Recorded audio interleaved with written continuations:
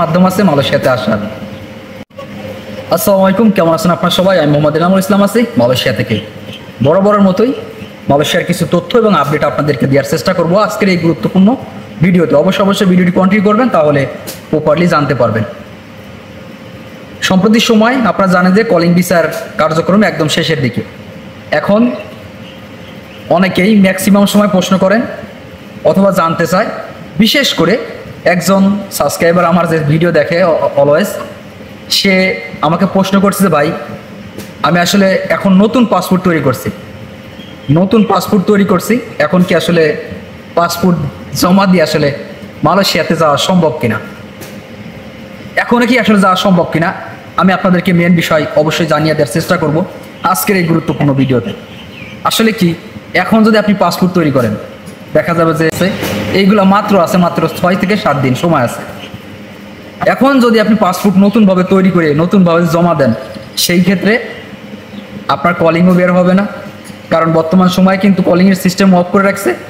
এরপরে কিন্তু আপনার ভিসাও বের হবে না, কারণ আপনার যদি কলিং যদি না বেরোয় তাহলে ভিসা কীভাবে বেরোবে, রাইট? এখন ভিসাও যদি না বেরোয় তাহলে তো আপনি আসতেই পারবেন না কোথাও, আপনার তো কিছুই কনফার্ম হবে না, রাইট? এখন যদি কেউ নতুন করে এখন পাসপোর্ট যদি জমা দিতে চায়, অথবা যদি কেউ পাসপোর্ট করে আসলে দিতে চায় জমা কোনো দালালের কাছে, অথবা টাকা পয়সা যদি কেউ জমা দিতে চায়, আমি আপনাদেরকে বলবো দয়া করে এখন আর নতুন করে পাসপোর্ট জমা দিয়ে অথবা পাসপোর্ট তৈরি করে কোনো দালালের কাছে আর জমা দিয়েন না।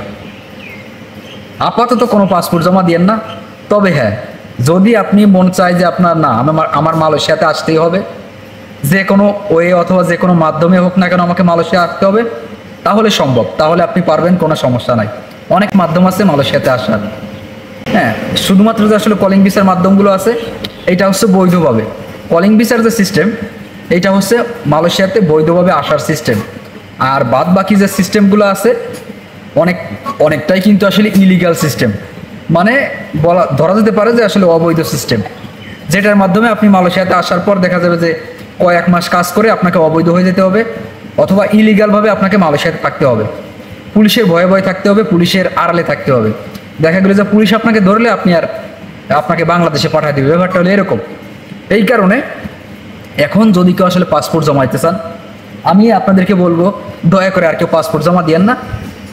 আর সেটা তো আগেই বললাম, যদি আপনার একান্তই মালয়েশিয়াতে আসতে প্রয়োজন হয় যে না ভাই আমি মালয়েশিয়াতে যাবই, তাহলে অন্যান্য যেসব পদগুলো আছে আপনি সেই পদগুলো দেখতে পারেন এবং তাদের সাথে যোগাযোগ করতে পারেন। অ্যাভেলেবেল লোক মালয়েশিয়াতে অবৈধভাবে আসে, এটা অবৈধ সিস্টেম। তবে এইখানে অনেক রিস্ক আছে, টাকা পয়সা মার যাওয়ার সম্ভাবনা আছে। যাদের কপাল ভালো, আত্মীয় স্বজন মালয়েশিয়াতে আছে, শুধুমাত্র তারাই কিন্তু অবৈধভাবে আসার পর মালয়েশিয়াতে থাকতে পারে এবং মালয়েশিয়াতে কাজকাম করতে পারে, শুধুমাত্র আত্মীয় স্বজন থাকলে পারে। আর যদি আপনার সেনা পরিচিত লোক থাকে অথবা যে দালালের মাধ্যমে আসবেন, সেই দালাল যদি বলে যে না মালয়েশিয়াতে আমি কাজকাম করে দিতে পারবো অথবা কাজকাম আমি ধরাই দিতে পারবো, এরকম কোনো সিস্টেম থাকলে তাহলে অন্য কথা অথবা ভিন্ন কথা, সেটা একান্তই আলাদা ব্যাপার। আশা করি আপনারা বুঝতে পারছেন ব্যাপারটা। সো এই মুহূর্তে আমার যত শুভাকাঙ্ক্ষী আছে, আমি আপনাদেরকে বলবো পার্সোনালি আমার কোনো রিকোয়েস্ট থাকলে নতুন করে পাসপোর্ট তৈরি করে এখন আর পাসপোর্ট জমা দিয়েন না। যদি কোনো ঘোষণা আসে পরবর্তী সময়, তখন জমা দিয়েন। আশা করি আপনারা বুঝতে পারছেন। ধন্যবাদ সবাই, ভালো থাকবেন, দেখা হবে পরবর্তী কোনো ভিডিওতে। ততক্ষণ পর্যন্ত ভালো থাকুন, সুস্থ থাকুন, আল্লাহ হাফেজ।